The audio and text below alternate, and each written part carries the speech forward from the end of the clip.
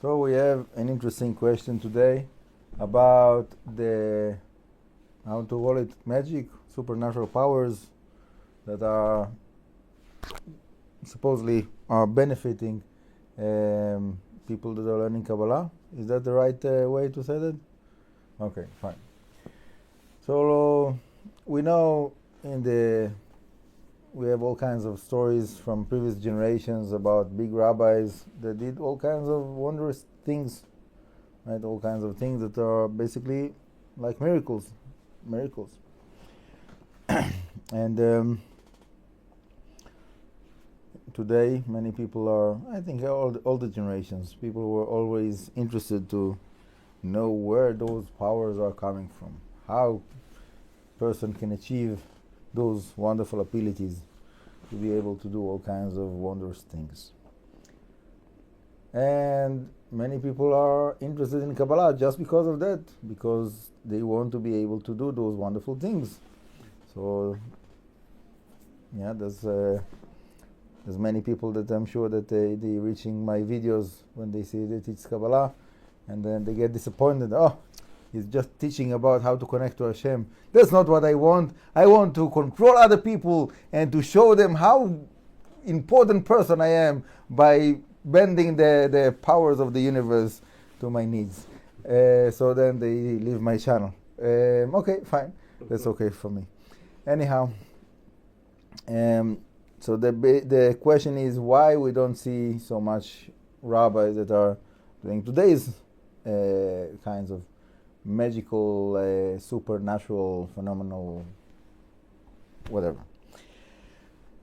Well, the simple answer that I have is that it was proved to be that it's not working, meaning the purpose of using those powers is to get people to strengthen them in believe in Hashem. Okay? And practically, we see it through all of the generations that people that experienced miracles and they stayed in their way without changing their way. So it was proven to not work.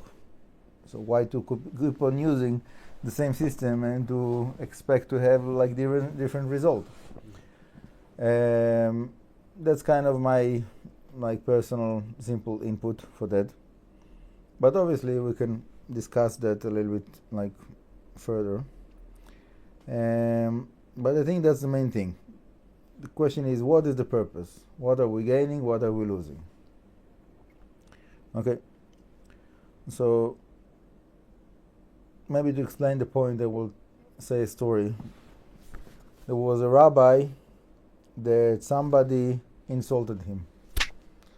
And this rabbi was waiting for this person to apologize, that he will be able to forgive him, and then everything would have been good afterwards. But this person, he was full of pride and he didn't want to apologize. And this rabbi was he was afraid that this person will not have the merit to live if Rosh Hashanah will come and he didn't apologize yet. So before Rosh Hashanah, he sent someone to him, to this person, to tell him, please come to apologize to the rabbi. He will forgive you, and you can go into Rosh Hashanah, with this forgiveness, and it'll be good.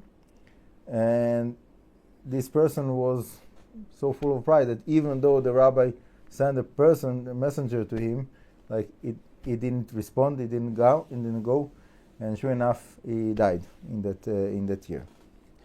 So then this rabbi, he said, I made a big mistake that I sent this messenger to him, because the level of judgment that there was against this person increased tremendously when I sent the messenger and he didn't respond. If he would have just not come to apologize, fine. It was maybe he would have survived this Rosh Hashanah. But because I sent a messenger to him and he didn't respond, so then it made it to be much much more like a severe judgment. So my understanding is that miracles are like a little bit the same. When someone is denying Hashem, denying the Torah, so he can have all kinds of excuses. This, that, didn't know, didn't think that that's the reality, whatever it is. Okay, so it's not good excuses, but fine, we can hear that. But when someone he experiences a miracle and still he doesn't respond, so that makes the judgment much harsh, like very, very strong on him. So if people are responding to the miracle, good.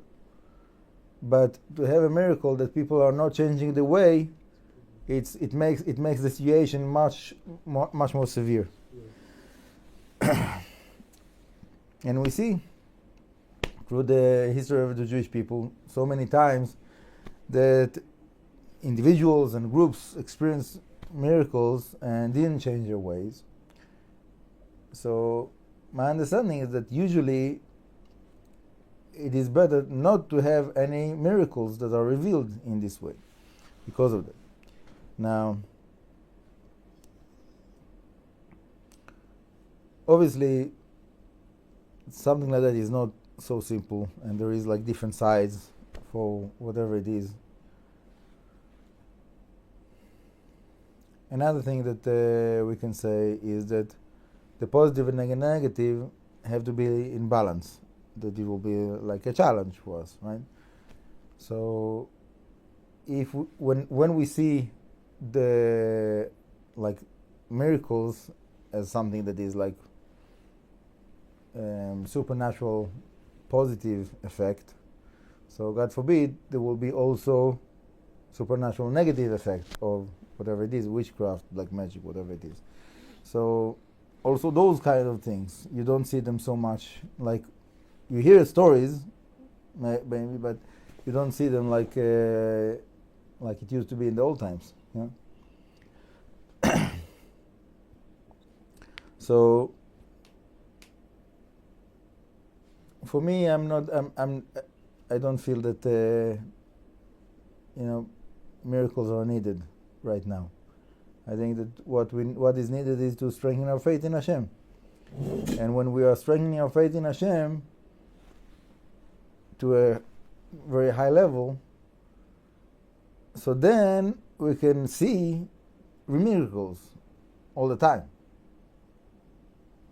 Someone that he have that faith in Hashem, so it doesn't need to be something that is above nature. The whole nature is miracles. There's nothing of our existence that is not a miracle. Everything is miracles. And for me, that's part of kind of my vision of how we're supposed to live life is with faith in Hashem and experiencing the miracles every moment of our life. And I think that when someone is getting to that point in his life, then he's happy, content, doesn't need anything else, doesn't need to have like miracles above the nature, controlling other people, reading thoughts, being able to all kinds of whatever it is, flying in the air and so on, whatever it is. Right? If we have strong faith in Hashem, so I know that whatever Hashem gives me, that's what I need. So if I would have need to fly in the air, Hashem would have obviously give it to me that spot, that time. Yeah, I don't need, so I'm walking on my 2 feet. That's good. Baruch Hashem. I'm happy to have two legs that I can walk on. I don't feel that I'm missing like wings. Whatever. If somebody feels that he needs wings, so they have those motor wings today. Can put something like that. Anyhow, Baruch Adonai L'olam Amen V'Amen.